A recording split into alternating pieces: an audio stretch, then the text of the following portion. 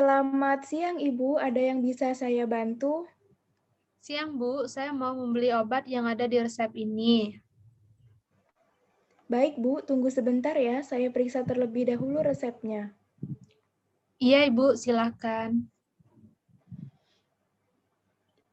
Baik, Bu. Ini resepnya untuk siapa ya, Bu? Ini resep untuk saya sendiri, Bu. Boleh saya minta waktu Ibu sebentar? Ada yang perlu saya bicarakan dengan Ibu mengenai resep yang diberikan oleh dokter. Aduh, maaf ya, Bu. Saya sibuk. Ini aja saya buru-buru karena anak saya lagi sakit. Sebentar saja, Bu. Hanya 10 menit saja untuk melakukan konseling. Konseling itu apa ya, Bu? Konseling itu menjelaskan terkait penggunaan obat yang Ibu terima dari dokter, agar nantinya bisa membantu dan mempermudah Ibu dalam menggunakan obatnya. Tujuan saya melakukan konseling ini agar nantinya Ibu bisa menggunakan obat secara benar dan tepat sehingga hasilnya bisa maksimal. Apakah Ibu bersedia? Oh iya, boleh, Bu. Tapi jangan lama-lama ya. Oh iya Bu, silakan masuk ke ruangan konseling saya. Baik, Bu. Sebelumnya, dengan Ibu siapa ya? Tolong sebutkan nama, umur, berat badan, dan alamatnya ya, Bu. Nama saya M. Umur saya 50 tahun, berat badan 70 kilogram. Alamat rumah saya di Jalan Bumi Arum Masari. Baiklah, Bu. Sebelumnya, perkenalkan nama saya Mbak Yun Sumirat. Saya apoteker penanggung jawab apotek ini. Apa yang dokter sampaikan, Bu, mengenai resep ini? Dokter tidak bilang apa-apa, Bu. Baiklah, Bu. Saya akan menjelaskan obat yang ada di resep ini. Yang pertama, obat ini obat inhaler Ventolin ya, Bu, untuk meredakan sesak napas ketika Ibu sedang mengalami serangan asma. Oh iya, Bu. Terus kalau cara pakainya bagaimana ya? Soalnya bentuknya aneh. Apakah tadi dokter tidak menjelaskan tentang cara pakainya, Bu? Tidak, Bu. Lalu, apakah dokter sudah menjelaskan tentang harapan setelah penggunaan obat yang diresepkan ini, Bu? Dokter hanya bilang gunakan obat secara rutin dan sesuai dengan dosis, agar pengobatannya bisa maksimal dan Ibu cepat sembuh, gitu aja, Bu. Lalu, apakah Ibu ada riwayat alergi obat dan apa yang Ibu rasakan saat ini? Alergi obat nggak ada sih, Bu. Kalau yang saya rasakan cuma pegal-pegal aja di bagian tengkuk dan suka mengantuk. Padahal saya sudah cukup tidur. Baik, kalau begitu Bu, saya konfirmasi ke dokter penulis resepnya dulu ya Bu, untuk memastikan terapi yang Ibu peroleh ini. Oh iya, Bu, silahkan. Apoteker mengkonfirmasi penggantian obat ke dokter penulis resep.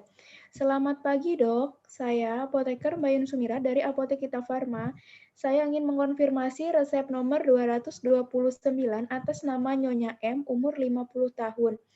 Saya ingin mengkonfirmasi ada beberapa permasalahan mengenai interaksi obat dan ketepatan indikasinya dok.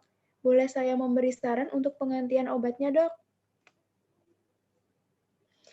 Jadi, dari wawancara yang saya lakukan terhadap pasien, data lab pasien menunjukkan HbA1c 11%. Tetapi, pasien baru pertama kali mendapatkan terapi diabetes dan tidak ada gejala dekompensasi metabolik sehingga pemberian insulin lantus bisa digantikan dengan metformin sebagai lini pertama dan dikombinasikan dengan glibenclamid. Kemudian untuk tekanan darah pasien menurut guideline GNC 8, target terapinya adalah kurang dari 140 per 90 mmHg, sedangkan tekanan darah pasien 139 per 90 mmHg, sehingga amlodipin sebaiknya tidak usah diberikan, dok. Dan karena saya mendapati juga golongan AC seperti kaptopril berinteraksi dengan metformin, yaitu meningkatkan resiko asidosis laktat dan meningkatkan kadar glibenclamid sehingga saya merekomendasikan kaptopril diganti dengan kandesartan sebagai lini pertamanya, dok. karena tidak ada interaksi dengan obat lainnya. Iya, tidak ada, Dok. Baik, Dok, saya akan catat tanggal dan waktu konfirmasi saya ke dokter di resep ini. Terima kasih banyak ya, Dok. Apoteker kembali berbicara pada pasien. Ibu, saya sudah mengkonfirmasi ke dokter terkait pengobatan ibu. Dokter menyetujui untuk penggantian beberapa obat yang ibu peroleh. Oh iya, Bu. Jadinya saya dapat obat apa aja ya, Bu? Jadi, ibu hanya mendapatkan obat Ventolin inhaler, ranitidin, simvastatin, captopril diganti dengan kandesartan, insulin diganti dengan metformin, glibenclamid, dan vitamin B kompleks. Oh iya, Bu. Baiklah Bu, saya akan menjelaskan tentang beberapa cara penggunaan obat yang sudah diresepkan oleh dokter. Yang pertama, saya akan menjelaskan dahulu tentang cara penggunaan obat Ventolin inhaler ini. Karena obat ini digunakan khusus ya Bu, Ventolin ini berbentuk inhaler. Cara penggunaannya seperti ini ya Bu. Duduk tegak atau berdiri dengan dagu terangkat. Buka tutup inhaler dan kocok inhaler dengan teratur. Jika baru pertama kali menggunakan inhaler selama seminggu atau lebih, maka untuk penggunaan pertamanya sebelum digunakan semprotkan inhaler ke udara untuk mengecek apakah inhaler berfungsi dengan baik. Lalu tarik napas diam-diam dan buang perlahan. Letakkan bagian mulut inhaler pada mulut di antara gigi atas dan bawah. Kemudian tutup mulut dengan merapatkan bibir, jangan digigit. Mulai dengan bernapas perlahan dan dalam melalui mulut inhaler. Sambil bernapas secara bersamaan, tekan bagian tombol inhaler untuk melepaskan obatnya. Satu kali tekan merupakan satu kali semprot obat. Lanjutkan untuk bernapas dalam untuk memastikan obat dapat mencapai paru-paru. Tahan napas selama kurang lebih 10 detik atau selama kondisinya harus senyaman mungkin. Lalu buang napas perlahan. Jika membutuhkan semprotan berikutnya, tunggu sampai 30 detik dan kocok kembali inhaler. Ulangi cara yang tadi ya, Bu. Tutup kembali mulut inhaler dan simpan inhaler di tempat yang kering. Setelah selesai, jangan lupa untuk berkumur-kumur dan catat dosis yang sudah terpakai. Pemakaian inhaler digunakan saat ibu mengalami serangan. Oh, jadi begitu ya, Bu. Iya, iya, iya. Saya sudah mengerti. Sudah mengerti, Bu. Coba bisa ditunjukkan ke saya bagaimana cara memakainya? Boleh, Bu. Saya rasa Ibu sudah paham.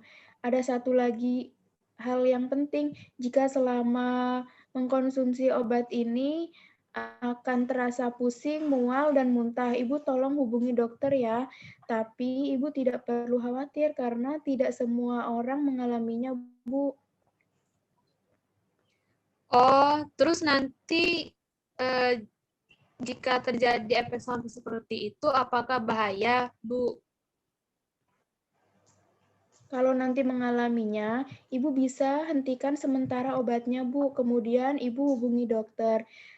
Tapi seperti yang sudah saya bilang tadi, Bu, reaksi ini tidak terjadi pada semua orang. Hanya orang-orang tertentu saja karena setiap orang itu beda-beda, Bu, reaksi tubuhnya. Oh, jadi kalau itu terjadi, obatnya saya hentikan, terus saya ke dokter lagi ya, Bu?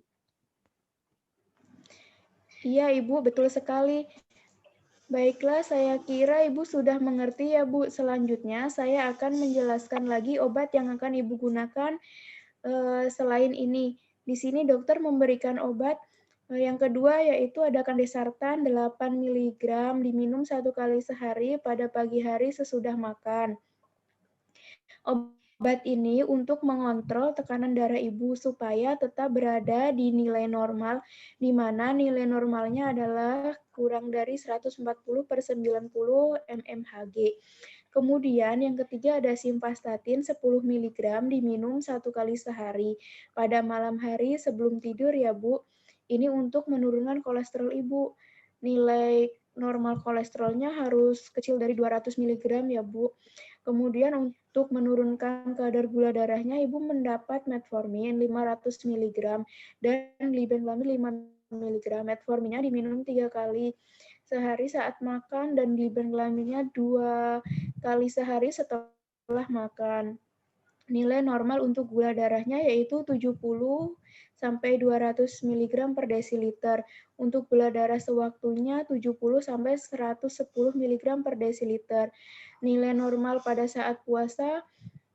Kemudian ada juga vitamin B kompleks ini diminumnya cukup 1 kali sehari saja, dan penggunaan ranitidin untuk mengurangi rasa mual muntah dari penggunaan inhaler.